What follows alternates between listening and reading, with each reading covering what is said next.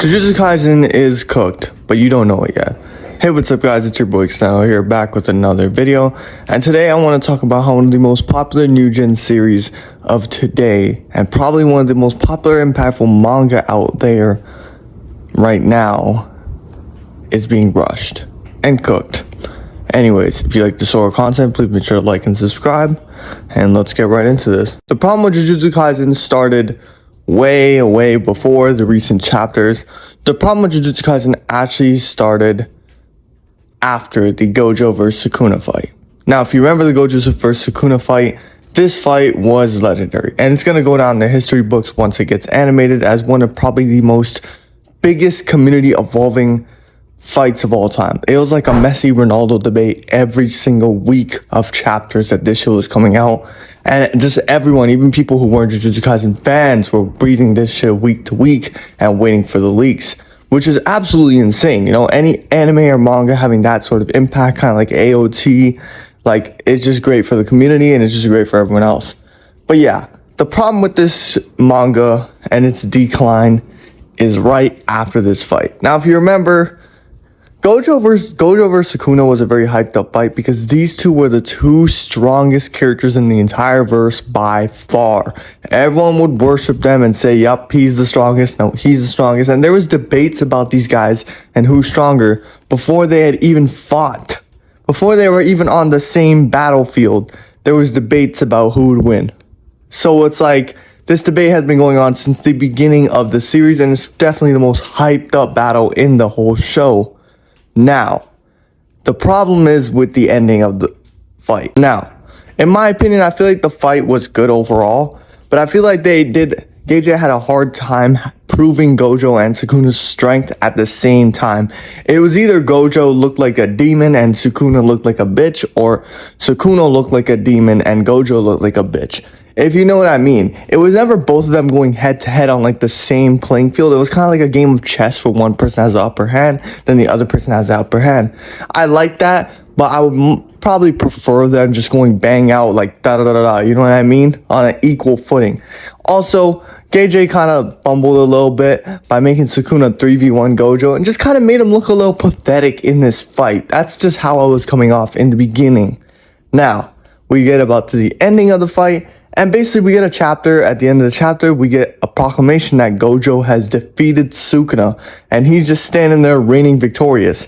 Now, at this point, I'm a little disappointed in the fact that he won like that, and Sukuna just got absolutely humiliated for most of the fight and most of these chapters. But then we get the next chapter where it starts off immediately with a flashback, which isn't even a flashback. It's just Gojo who's dead. And he's talking to Geto and all this other shit happens until we finally get the reveal that Gojo's body has been cut in half and he has died.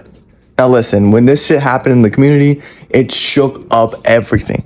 It was like an eclipse moment for the Jujutsu Kaisen fans because this shit was probably the biggest their show will ever get. Like, this is the biggest, one of the biggest events in anime history. But this event didn't come all positive either. I liked it a lot because like it had shock factor and it was surprising, and I think Gojo's conclusion wasn't done perfectly, but was done well enough for it not to be shit, you know what I mean? But I didn't think alike with a lot of these fans. Most of the fans were pretty angry the fact that Gojo went out like that and just got completely off screen by Sukuna. But to those fans, I have a question. What the fuck would you rather want? You just want one panel of him getting slashed and like that's it? Like, that's really what happened. Like, they really just explained it. Like, Gojo was standing there, Sukuna got up, used his ability, murked him. Like, that's literally what happened. Like, it's not a big deal, you know what I'm saying? It's not like a big deal we missed out on one panel of Gojo getting slashed or how he lost. Like, we literally get a full explanation of it. But yeah, people had a big problem with that. Now, here's where the first rushed allegations start coming in, where people think that Geiji just didn't want to, like, actually show how Gojo dies. So he just wrote that shit up, gave an explanation, and he's like, ah, fuck it. You know what I mean? So that people start saying that, yeah, he's starting to rush the manga and shit. Like, it's not going well. But the real problem I have with the series comes after this fight. If you remember back to the beginning of the video, I told you that Gojo and Sukuna were kind of revered like gods in their verse. Respectively to the curses and the humans, Gojo was one of the strongest sorcerers of all time, while are the strongest sorcerer of all time, while Sukuna is the strongest curse of all time. Both of them being the strongest in their respective, like zones, and shit. But basically, after this fight, it's kind of like Gojo was like, okay, fuck. The one guy who I had to counter Sukuna is dead. So now, we're going to give everyone a 1 month time skip, like training arc. And after this training arc, everyone's going to be able to kind of be able to bridge the gap between them one by one. Now listen, I have a problem with this. Because after this, we see people like Hikari being stated to have RCT on the level of Sukuna and Gojo, which was just like, bro, this was never ever mentioned beforehand, so it had to be after his training. But this is just it's insane how in a couple chapters after Gojo dies, we never get this mention about Hikari before in the series, but after Gojo dies, we now know that he has RCT on their level. But before, it was like nobody was on these two's level. That's how Gojo was trying to portray it. It's like these two are the two millennias of their time. They're the one guys in every history. They have one person that's just special among everyone else. You know what I mean? And these are the two guys that are special in their respective timelines, and they're going head to head. Nobody could touch them. But now, ever since Gojo's died, it's one by one, Higuruma, Hikari, Yuta, Yuji, they're starting to get closer to Gojo, closer and closer and closer, which kind of rubs me the wrong way. It rubs me the wrong way because obviously I told you that before. I liked the idea on how Sukuna and Gojo were the two strongest, no debate. Nobody can even bridge a gap towards them. But now it's seems like slowly more people are starting to bridge gaps to their power level, which I know how else is Sukuna gonna get defeated? But it's just shit, bro. 1 month and they're starting to bridge a gap between Gojo and Sukuna when before they were transcendent beings. There was no question about it that these two, nobody can stand a chance to them. You know what I mean? It's just it's kind of crazy, bro. But nah, that is one of my problems. Another one of my problems is the conclusion of Kenjaku. Kenjaku's conclusion is what rubbed me and a lot of other fans the wrong way about the series so far. Because Kenjaku was hyped up to be this one mastermind behind it all. We had Sukuna, we had Gojo, the two strongest, and then we had one of the smartest characters in the series in the back, pulling his strings, manipulating everything from the start, even being Yuji's mom, giving him birth. You know what I'm saying? That might still be explained on why he did all that, but as for right now, Kenjaku is dead. Yes, from what do we know of him, he is dead. He's gone. How did he die, you might ask? Oh, he just got backstabbed by Yuta after losing a fight to Takaba. Really, Gojo? This is one of the main antagonists of your show, and he's getting one-tapped by Yuta Okkotsuki. Now listen, Yuta is a very strong fighter, right? But when people were comparing these strength tiers of this verse, Kenjaku and Yuta were always in around the same tier. So you're telling me two characters that are in the same tier are just going to fucking fight and one of them is going to get one tapped and be like, oh, well, you know what? It doesn't matter. I gave all the merger powers and everything to Megami and Sukuna anyways. Huh? What? So you're telling me the entire story, I'm sitting here wondering what this guy's grand plan is. He's a mastermind. He's in the back. Why was he Yuji's mom? Why did he do all this shit? And you're telling me he dies like that? He gets his head cut off. So he gets blitzed by Yuta. After getting blitzed by Yuta, he flies up into the air, gives the merger to Megami and Sukuna, and then gets stabbed in the head by Yuta again and dies. Yeah, Gojo Akutami, you have definitely sold Kenjaku's character. The last thing I'll bring up is Gojo's weird ability to be able to kill any character in the show, which a lot of people like to praise him for, the fact that he's not scared to kill these characters. But I think in the beginning, this was used in the right way on how it drives impact, it drives stakes, it drives a lot of things in the story. But as we are right now, characters are just dying left and right.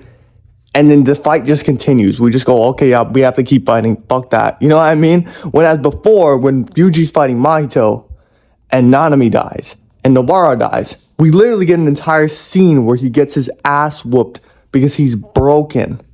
Because he's broken from their deaths. You know what I mean? Now look, this is a more grown up and more mature Yuji. But at the same time, people are dying left and right. Listen, I guess he wouldn't care about Kashimo. Who cares? I'm going to talk about him later. But Higuruma was revealed to be also one of the guys who could bridge the gap to Gojo and Sukuna. Like, he had that potential, right?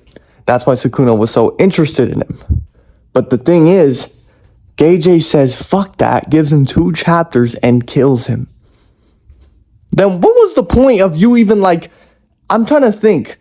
If you're going to give this guy all this OP power, all this potential, like, hype up bullshit, learning RCT on the fly, then why just kill him after a couple of chapters? You know what I'm saying? Like, it kind of seems like he's just like, okay, I've done your thing now just die. Like, I don't need you anymore. That's basically what he's doing to these characters, especially Kashimo. Kashimo was like a Kenjaku, but on a lower stage. You know what I'm saying? We all expected Kashimo was not going to beat Sukuna or even do anything to him. But there was this huge hype around his, like, curse technique and the fact that he's going to actually damage Sukuna in some way before he goes out. But Kashimo just gets, like, one-tapped. Yeah, he literally just pulls up. Sukuna, look at my curse technique. I'm a pea shooter from Plants vs. Zombies. And then gets fucking destroyed. Like, he gets fucking destroyed after that. Are you serious? Yes, by the way, this is the same Kashimo who went head-to-head with Hikari in the Culling Games. So he went head-to-head with Hikari, but against true form Sukuna, he just doesn't stand any chance. It shows you the difference between Hikari and all these people in a one-on-one fight against Sukuna. But now they're just starting to magically, like, Yuji and Higuruma should not even last like a chapter against this guy. But they just are.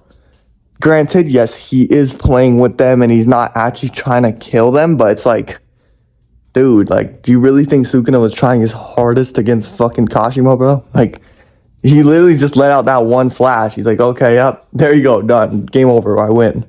You know what I mean? But yeah, so anyways. The main point I guess I want to bring up here was that the deaths that Geiji has done recently have really lost their impact compared to the deaths that he'd done before.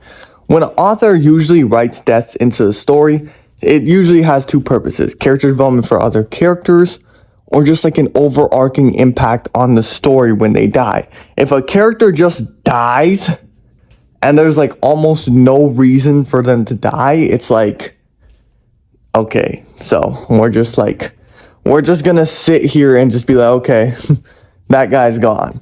It doesn't matter how much potential, you know, like how good the author makes him before he dies. He still just gets fucking axed after that. Especially after like 2 chapters. So yeah, you got it, Geiji Akutami, man. Anyways, guys, if you like this video, please make sure to like and subscribe. We're almost at 600 subscribers. I can't even believe it. 600 subscribers is fucking insane. I never thought in my life I'd ever hit 600 subscribers or even like 200, but it's happened. And you know what? I thank you guys all for it. Please make sure to hit that like and subscribe button. Let me know in the comments if you think Jujutsu Kaisen is being rushed or not. But anyways, yeah, I'll catch you guys later. Dunno.